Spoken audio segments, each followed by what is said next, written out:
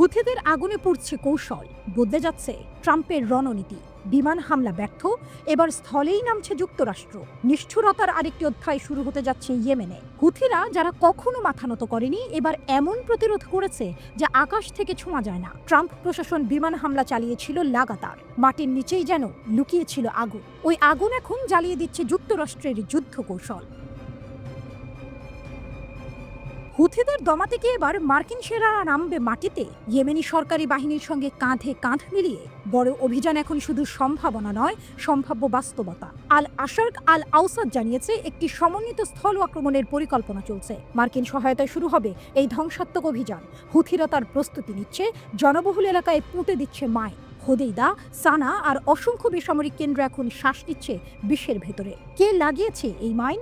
সরকারি সূত্র নিরুত্তর, তবে শহরগুলো বলছে পদে পদে মৃত্যুর ফাঁদ। হুথিরা জানে এবার প্রতিপক্ষ শুধু ইয়েমেনি সরকারি বাহিনী নয়, এবার মাঠে নামছে আমেরিকা।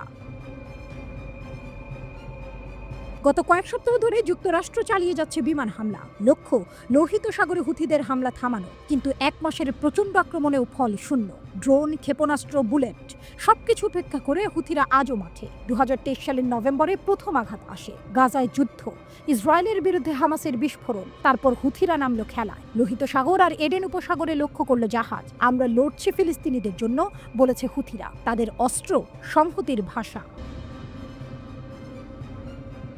2025 সালের শুরুতে একবার থেমেছিল সবকিছু। একটি যুদ্ধবিরতি, একটি জিম্মি মুক্তি চুক্তি। আঞ্চলিক শক্তিগুলোর মধ্যস্থতায় শান্তির স্বপ্ন জেগেছিল একটুখানি। কিন্তু হুথিদের আগুন সহজে নিভে না। আবারও শুরু হয়েছে অভিযান, আর তার উত্তরে এসেছে আমেরিকার আরও আক্রমণ। কিন্তু এবার আর শুধু আকাশে নয়, মাটি এখন যুদ্ধের নতুন মঞ্চ হতে পারে। এই স্থল অভিযান হয়তো এক নতুন অধ্যায়ের শুরু করবে। দীর্ঘস্থায়ী সংঘাত এবার পায়ে পায়ে সামনে আসছে, আর আমেরিকার সরাসরি অংশগ্রহণ ছুঁড়ে দিচ্ছে একটি জ্বলন্ত বার্তা গোটা অঞ্চলের প্রতি। আসছে সংঘর্ষ, আসছে বিস্ফোরণ, আসছে যুদ্ধ। কিন্তু প্রশ্ন রয়ে যায়, বেসামরিক মানুষ যদি মাইন স্থাপন এমনই চলে, তবে সবচেয়ে বড় দামটা দেবে কারা? এই যুদ্ধের পরবর্তী অধ্যায় এখন নির্ভর করছে দুই বাহিনীর সমন্বয়ের উপর। হুথিরা প্রস্তুত, যুক্তরাষ্ট্র সজাগ। আকাশের পর এবার জ্বলবে মাটি। কে থামাবে আগুন, নাকি আগুনই হবে ইতিহাস?